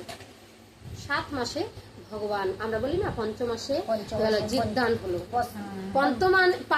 মাসে আমাদের জীবদান করে দিল, পঞ্চ আত্মা হয়ে গেল। পঞ্চ আত্মার যখন সৃষ্টি হলো, এই পঞ্চ আত্মার নড়াচড়া হাত পা হস্ত পদ যখন একটু সৃষ্টি হতে ধরলো, তখন এই ভগবান হৃদয় মন্দিরে এসে বিরাজ করলো। তখন আমরা সাকার রূপ ধারণ করলাম। অন্ধকার থেকে আকারে আসছিলাম, আকার থেকে সাকারে আসলাম তার দয়ায়, তাই না? তো এগুলো কথা বলতে গেলে প্রচুর, যেমন কৃষ্ণ কথা বলার শেষ নাই, তখন দেহতত্ত্ব বিশ্লেষণ করলে শেষ নাই, প্রচুর কথা আছে। হ্যাঁ, এই দেহের মধ্যেই সপ্ত স্বর্গ আছে। কারণ নাভি থেকে উপর দেশে গেলে আমাদের সপ্ত স্বর্গ, আবার নাভি থেকে নিচের দিকে গেলে আমাদের সপ্ত পতন। সবকিছু আছে এই দেহের মধ্যে। লোমের গোড়ায় গোড়ায় ভগবান আছে। 33 কোটি দেবতা কোথায় দেখতে যাবে? তোমার দেহের মধ্যে, এর মধ্যে হয়েছে। ব্রহ্মা বিষ্ণু মহেশ্বর যেখানে সবকিছু আছে। যাক, এই আলোচনাটা 25শে ভাদ্র যেন খানপুরে অন্যটা হবে, এটা আমরা শুনলাম না, আমরা শুনি। তো আমাদের কি আছে? মধ্যাকর্ষণ শক্তি। দেখি টিকটিকি মধ্যাকর্ষণ শক্তিটা দেহের প্রাণবায়ু আর আপান বায়ুর যোগসূত্র। এই মধ্যাকর্ষণ শক্তিটা কোথায় এসে যুক্ত হয়? নাভি মূলের মধ্যে, নাভি পথের মধ্যে। রাধা শক্তি মানে রাধা শক্তি রূপে বিরাজমান। রাধা যদি দেহের মধ্যে শক্তি রূপে না বিরাজমান হতো, আমরা কেউ ভালো থাকতাম না। কৃষ্ণচন্দ্র কখন কৃপা করবে? যদি রাধারানীর কৃপা হয় তবেই করবে। মধ্য শক্তির মধ্যে প্রাণবায়ু আপান বায়ুর শক্তিকে আকর্ষণ করে আছে সৌর শক্তি, এই মধ্যাকর্ষণ শক্তি, নাভিপত্র, নাভিমূল। যেমন সৌর শক্তি, সূর্য পৃথিবীকে চন্দ্রকে একত্রিত করে অ্যাডজাস্ট করছে। গ্রহ, চন্দ্র, সূর্য, গ্রহ, তারা যত যা কিছু দেখছো, বুধ, শুক্র, পৃথিবী, মঙ্গল, শনি, ইউরেনাস, নেপচুন, প্লুটো, এতগুলা গ্রহ সূর্যকে আকর্ষণ করে যেমন ঘুরছে, এই নাভিপত্যের মধ্যে ভগবান রাধা বিরাজমান। এখানে সব সখীদেরকে নিয়ে আনাগোনা করছে। বাইরের বাতাসটা আর হৃদয় মন্দিরের বাতাসটা একত্রিত হয় এই নাভিমূলের কাছে। তুমি একটা জোরে কথা বলো, এই আকাশ করে চিৎকার করো, দেখবে তোমার নাভিতে টান পড়ে। কেন পড়ে? এখানেই শক্তি আছে। এই শক্তিকে কন্ট্রোল করে নিয়ে আসে প্রাণ শক্তিতে রূপান্তরিত করতে হবে। প্রাণ শক্তি রূপান্তরিত হলে আমরা যদি আবার বাইরের বাতাসটা আর ভিতরের বাতাসটা একত্রিত করতে পারি, তাহলে আমরা দম সাধনা করতে পারবো, দমের ক্রিয়া হবে। আর যখনই দম ক্রিয়া করতে পারবো, আমাদেরকে কুম্ভ করতে হয়। তো আমরা যে শ্বাসটা গ্রহণ করি সেটাকে বলে পুরো, মানে পূর্ণ করি একটা কলসি। আমাদের দেহ ভাণ্ডটা একটা মাটির ভাণ্ড মতো, তাই কি না? এই দেহ মাটির ভাণ্ড, ভাঙলে পরে হয় খণ্ড খণ্ড, ভাঙ্গা দেহ আর জোড়া লাগে না। তো দেহটা একটা মাটির ভাণ্ডর সঙ্গে বলেছে। কেন? তো মাটি দ্বারা যেমন একটা কলস তৈরি হয়, এই দেহটাকে একটা কলসির কথা বলছে। তো প্রাণবায়ুটা গ্রহণ করলে কলসিটা পূর্ণ হয়, তাকে বলা হয় পুরো। প্রাণবায়ুটা যখন আমরা শ্বাস দ্বারা ছেড়ে দেই, তাকে বলা হয় রেচো। রেচন পদার্থ আমরা ত্যাগ করি কিনা?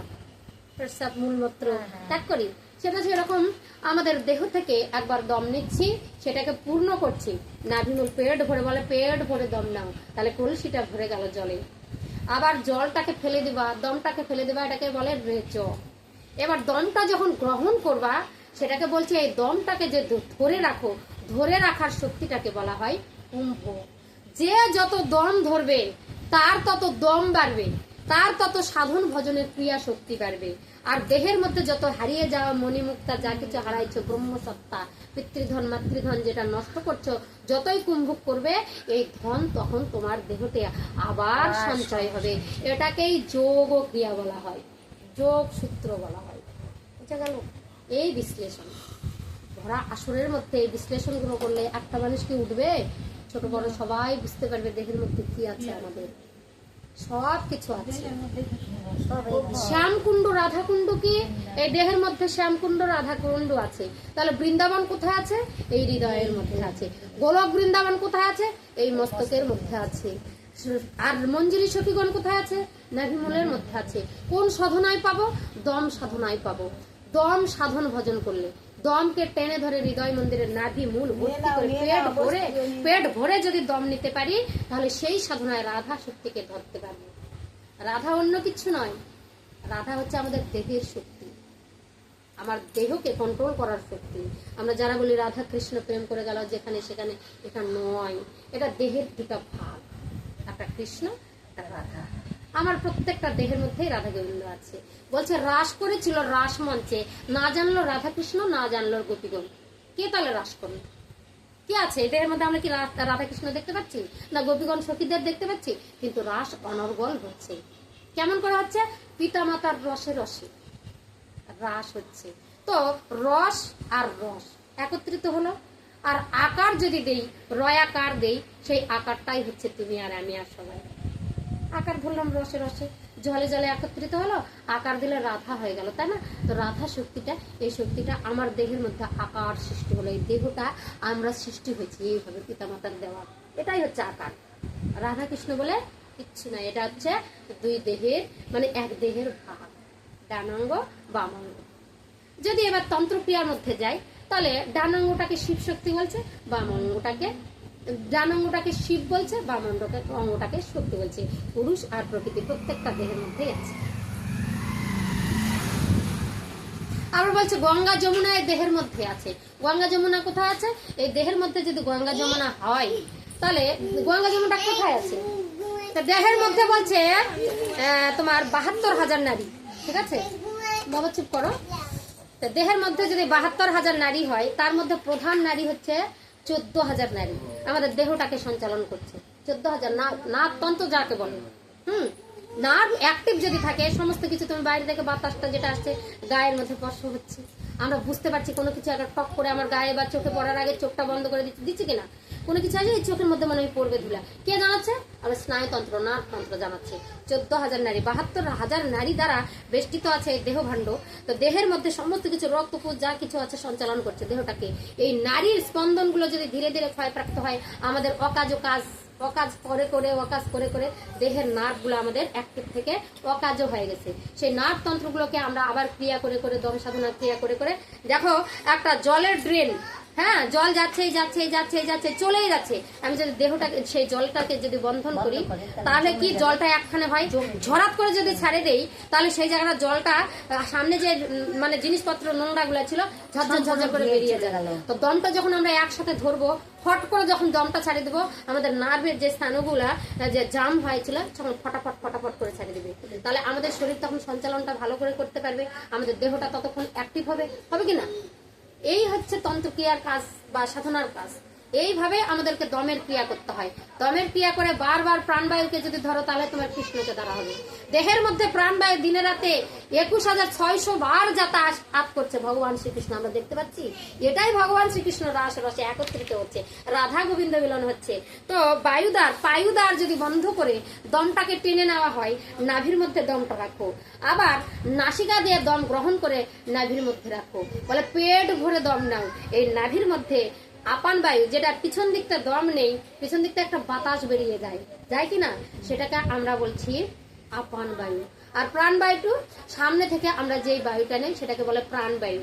এই প্রাণটা যদি না থাকে, প্রাণবায়ু যদি চলে যায় তাহলে মানুষকে মরা বলে বলা হয়। আর যেই বায়ুটা বের হয়ে যায় সেটাকে আপান বায়ু বলছে, সেটাকে ছাড়তে হবে। তো এই বায়ুগুলার কোথায় মিল হচ্ছে? এই নাভির মধ্যে। যোগসূত্র কে করছে? রাধা রানী।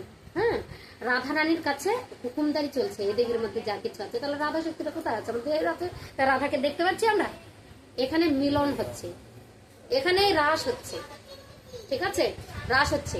তো নাভি মূল থেকে আরো 2টা নারী, তো এখানে 3টা নারী আছে। বললাম না 72,000 নারীর মধ্যে, বলে প্রত্যেকটা ব্যক্তির মধ্যে নারী আছে। নারী শক্তি যখন সবার মধ্যে জাগ্রত হবে, পুরুষ কি নারী কি এগুলো বিষয় নয়। আমি যদি বলে নারী সাধন করো, মানুষ বলে নারী ফির কেমন করে সাধন করবো রে? মানুষ আবার নারী সাধন করা যায়? নারী তো তোমার দেহের মধ্যে আছে, পুরুষের দেহেও আছে, আবার নারীর মধ্যেও আছে। নারী মানে নারকে বোঝানো হচ্ছে। তো সাধনার যুগের নারী হচ্ছে 3, ইরা, পিঙ্গলা আর সুষমা প্রবীণ। ইরা নারী কোনটা? ইরা নারীকে আমরা গঙ্গা নারী বলছি। নাভিমূল থেকে শুরু করে ডান দিকে নাসিকার এই দ্বিদল পদ্ম থেকে শুরু করে ডান নাসিকার সামনে মিলিত হয়েছে, ডান নাসিকার দিকে, এটাকে ইরা নারী বা গঙ্গা নারী ধরা হয়। এটাই গঙ্গা নদী বলা হচ্ছে। এর মধ্যে দিয়ে সুন্দর করে সেই শ্বাস বহিত হচ্ছে। 2 শ্বাসকে গঙ্গা যমুনা বলা হয়। এই গঙ্গা যমুনা নদী এই দুই শ্বাসকে বলছে, শ্বাসক্রিয়া। নাকের নাসিকার চিত্র দ্বারা যে নারীর কানেকশন, এটাকে বলা হচ্ছে। আর বাম দিক থেকে যেটা আসে এটাকে পিঙ্গলা নারী বলা হয়। না সরি, ডান দিক থেকে যে নারীটা আসে সেটাকে পিঙ্গলা নারী ধরা হয়। আর বাম দিকে বলছে বামে তে যমুনা বহে, বলি না? তো এটা হচ্ছে কি বলি, গঙ্গার যমুনা বলে না? বামে তো গঙ্গা জলে যমুনা বয় বামে। কেন? এই যে আমরা মহাপ্রভুর যখন কীর্তন করি দেহের কিছু ভাগ সেখানে বলা হয়। তো বাম নাসিকার মধ্যে দিয়ে যে নারীটা প্রবাহিত হচ্ছে এটাকে হচ্ছে ইরা নারী বলা হয়, এটাকে গঙ্গা বলা হচ্ছে। বাম দিক থেকে যে নারীটা এসে নাকের মধ্যে শ্বাসবায়ুটা চলছে এটাকে যমুনা বলা হচ্ছে। আর এই যে পিছন দিকে স্পাইনাল কর্ড মানে আমাদের মেরুদণ্ডীকে বলা হচ্ছে। এই মেরুদণ্ডের একদম শেষ ভাগে যেখানে কুলকুণ্ডলিনী, আমি বলছিলাম চতুর্দল পদ্ম রয়েছে, গুচ্ছদার লিঙ্গদার, মানে মেরুদণ্ডের শেষ দিকে। আগে বলতো নেঙ্গুর ছিল মানুষের, নেঙ্গুরটা লুপ্ত হয়ে গেছে। ওই লুপ্ত জায়গাতেই ওর ভিতর থেকে ব্রহ্মময়ী নারী সুপ্তভাবে প্রবাহিত হচ্ছে, নারীর মধ্যে নারী। ওই ব্রহ্মসুপ্তা নারীটা পিছন দিক থেকে এসে সহস্রারে মিশছে। সেটাকে সাধন ভজনের ক্ষেত্রে, সাধন ভজন যদি করা হয় তাহলে এই কপাল, মানে আমাদের এই জায়গাটা ভেদ করে এই নাসিকার এই কপালের দুই দলের মধ্যে আসে, সেখানে কিন্তু জয়েন্ট হয়। সেখান থেকে সাধনা ভজনের ক্ষেত্রে সেখান থেকে নেমে আসে নাসিকার অগ্রভাবে মিলিত হয়েছে। এটাকে দেখা যায় না, এটাকে দেখতে গেলে ফুল ও কুণ্ডলিনী শক্তি জাগ্রত করতে হবে। এই সাধনার ডান নাসিকায় শ্বাস গ্রহণ করবা, বাম নাসিকায় ত্যাগ করবা, বাম নাসিকায় শ্বাস নিবা, ডান নাসিকা দিয়ে ত্যাগ করবা। তো এইরকম করে করতে করতে শ্বাস যখন ধরে রাখবা, শ্বাস যখন ধরে রাখবা, শ্বাস ধরে ধরে দম ক্রিয়া করতে করতে করতে করতে এই ব্রহ্মময়ী নারী বা ব্রহ্ম দ্বার খুলে যায়। এই দ্বার কোথায় খোলে? এই যে আমার মস্তকে সহস্র দ্বার, এই দ্বার যখন খুলবে একটা সাধক হবে, তো সমস্ত নবদ্বার বন্ধ ক্রিয়া করতে হবে। 9টি দরজা আছে শরীরের মধ্যে, বলে 9 দরজাটা আমাদের শরীরের মধ্যে আছে। 9টাতে চক্ষু, কর্ণ, নাসিকা, জিহ্বা, নাসিকা, চক্ষু, 2 চোখ, এর 2টা দ্বার, কানের 2টা, মুখ একটা, তো কথা হলো নাক, কান, মুখ, এগুলো দিয়ে 5টা হলো, তাই না? আবার আছে পায়ুদ্বার, পেচ্ছাপদ্বার, তাই কিনা, জনিদ্বার, এগুলো দেওয়া হচ্ছে তোমার 9টা দরজা আছে। এই দরজাগুলোকে সমস্ত কিছু বন্ধ করে দিতে হবে, দমটা টানে নিতে হবে। এই দম টানে নিয়ে যদি ধরে ধরে ধরে ধরে ধরে ধরে পদ্মগুলো ভেদ করো, হ্যাঁ, চক্রগুলো ভেদ করে করে করে করে এই দ্বিদলের মধ্যে স্থাপন করতে পারো, ধীরে ধীরে মন এখানে আর থাকে না। তুমি মায়াময় জগৎ থেকে তুমি চলে যেতে পারবা পরমাত্মার কাছে। তুমি দমটা ধরলা, ধরার পরে তুমি দমটাকে ছাড়বা, দমটা ধরে নিলা, টানে নিলা, আবার দমটাকে সে তুমি মুখ দিয়ে ছাড়তে পারো, যারা নাসিকার ক্রিয়া করে নাক দিয়ে ছাড়তে পারে। প্রাণায়াম শক্তি, আমরা যেমন রেচক পুরক সাধারণ একটা বসি, একদম সুন্দর করে আমরা যে একটা শান্তিপ্রিয় জায়গায় বলবো, বসবো, তো বসে আমি দম, অ্যাকচুয়ালি দম নিলাম, আমি নাসিকা যেটা হচ্ছে গঙ্গা দিয়ে টান দিচ্ছি, মানে বাম নাসিকা দিয়ে টানবো, তাহলে ডান নাসিকার ছিদ্রটা আমাকে বন্ধ করতে হবে। বা তুমি এরকম করে করতে পারো, একটা দম গ্রহণ করো, দম যখন নিবা তাহলে তোমাকে পায়ে দরটাকে টেনে বন্ধ করে দিতে হবে। দমটা গ্রহণ করো,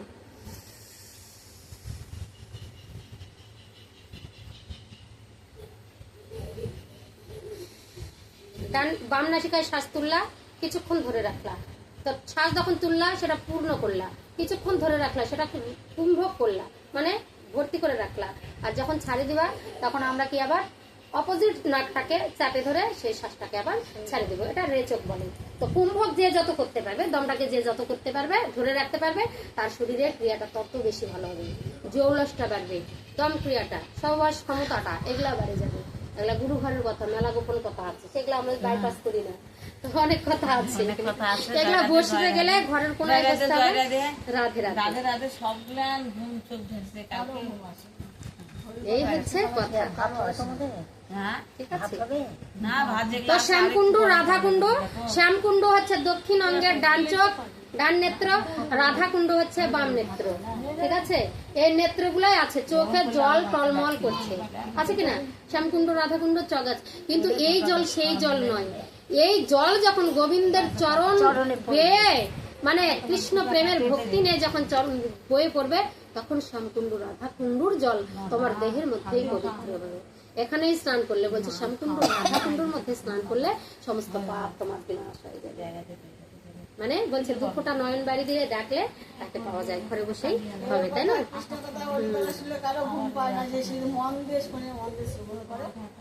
তাহলে দেহের চারদিকের মধ্যে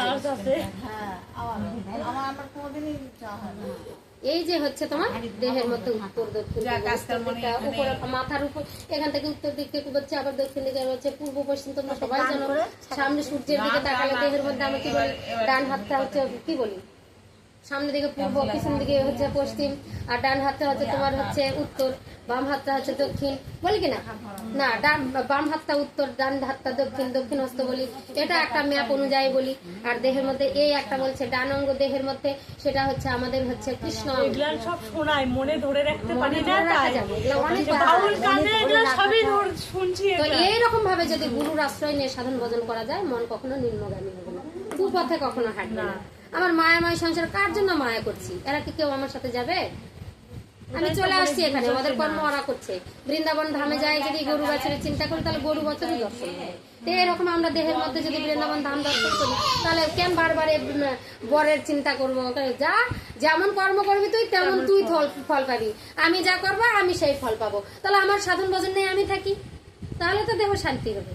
তাহলে তো আমি মনের গ্রন্থির সাধন হবে। সাধন ভজন করলে আমি গোবিন্দকে পাবো। তাহলে এই পৃথিবীতে বারবার আসছি যদি ক্রিয়াই না করি, আর বারবার আসা যাওয়া সার হয়ে যাবে, তাহলে মানুষের মায়ায় পড়বো কেন? যা খুশি তাই করো। লোকে বলে না আমার আর কি আছে, সংসার চালে চলে যাবো, বলে না? যাকে যার জন্য তুমি কান্না করছো সে কি তোমার আপন হবে? সে তোমার তো আপন হচ্ছে না। সে কি তোমার জন্য কাঁদছে? তুমি যে এত হাত পা ধরছো, বলে জোর করে কখনো ভালোবাসা হয় না। যদি উভয় পক্ষে যদি প্রেম না দেয়, কোনোদিনও প্রেম থাকে না। তাহলে যার জন্য তুমি কাঁদছো সে বৃথাই কাঁদা। যার জন্য কাঁদা বলছে, ওরে মন কাদার মতো কাঁদ, তাহলেই পাবি কৃষ্ণ ধন। যে কৃষ্ণ ধন পেলে তোমাকে আর এই পৃথিবীতে প্রত্যাবর্তন করতে হবে না। অনায়াসে সেখানে কত কি আছে। আমরা ভাবছি পৃথিবীর মধ্যে গাছপালা পশু পাখি, আমি এই পৃথিবী ছেড়ে যাবো না। কত সুখ আছে, কিচ্ছু নাই এখানে, শুধু কষ্ট আছে। কষ্ট ছাড়া কিচ্ছু নাই, কিচ্ছু নাই। যদি তুমি পরমাত্মার সঙ্গে মিলন হয়ে যাও, তাহলে তোমার দেহতে কত শান্তি, স্বর্গের সুখ কত। দেবতা আছে, যা কিছু পাবে তুমি সেখানে সব পাবা। কেন? তো কি বলছে উষা আর অনিরুদ্ধ, তো কি করছিল? ওরা স্বর্গ থেকে আসতে চাইছিল, কত সেই ইন্দ্র রাজার চরণ ধরে ধরে বারবার কাঁদছিল ইন্দ্র সবাই যে আমাদেরকে পাঠাও না। কিন্তু জোর করে মা মনসা নিয়ে আসলো। দুঃখের সাগরে ভেসে গেল লক্ষিন্দার আর বেহুলা। গেল না? রাজপুত্র রাজকন্যা হয়ে কৈশু লক্ষিন্দারকে প্রাণ ত্যাগ করতে হলো, আর বেহুলাকে 6 মাস সেই গঙ্গাতে নিয়ে স্বামী। তাহলে এই দেহের মধ্যে তোমার যদি সুখ থাকে, তাহলে তুমি কেন এত এত চিন্তা ভাবনা করবা? ঠাকুর ঘরে বসো না, মন দিয়ে ঠাকুরকে না, এই গো সেই গৌর নয়। হরে কৃষ্ণ, জয় নিতাই। এই হচ্ছে কথা। যাই হোক, ভিডিওটা প্রচুর বড় হয়ে গেল। আপনাদেরকেও অনেক ধন্যবাদ এতক্ষণ ধৈর্য ধরে সহ্য করে করার। মানে কৃষ্ণ কথা বলতে গেলে প্রচুর আসে, কখনো কখনো উল্টা পাল্টা হয়ে যায়, কার সঙ্গে কাকে বলবো। কিন্তু যে কথাগুলো বলবো মন প্রাণ দিয়ে যদি আস্বাদন করো, তাহলে তোমার মনে হবে যে সারা রাত কাটে গেলে মনে হয় খাওয়া কি কৃষ্ণ লাগবে। হ্যাঁ, তাই বলে কি, কৃষ্ণ কথা যতই শুনি ততই মধুর লাগে। কৃষ্ণ কথা যতই শুনি, কৃষ্ণ কৃষ্ণ যতই বলি ততই প্রাণে জাগে। কৃষ্ণ কথা যতই শুনি, কৃষ্ণ কথা যতই শুনি ততই মধুর লাগে। কি মধুমাখা নাম, এ নাম কে আনিল রে, কোথায় ছিল রে মধুমাখা। হরে কৃষ্ণ কৃষ্ণ কৃষ্ণ হরে হরে, হরে রাম রাম রাম হরে হরে। হে কৃষ্ণ করুণা সিন্ধু দীনবন্ধু জগৎপতে, গোপেশ গোপিকা কান্ত রাধাকান্ত নমস্তুতে। তপ্ত কাঞ্চন গৌরাঙ্গী রাধা বৃন্দাবনেশ্বরী, বৃষভানু সুতং দেহি প্রণমামি হরিকে। জয় জয় নিতাই গৌর সীতানাথ।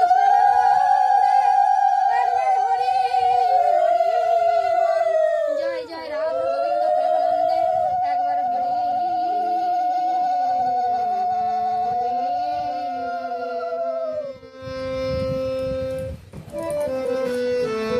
লাস্ট একটা হরে কৃষ্ণ। হরে কৃষ্ণ হরে কৃষ্ণ, কৃষ্ণ কৃষ্ণ হরে হরে, হরে হাতে তালি দাও। হরে রাম হরে রাম, রাম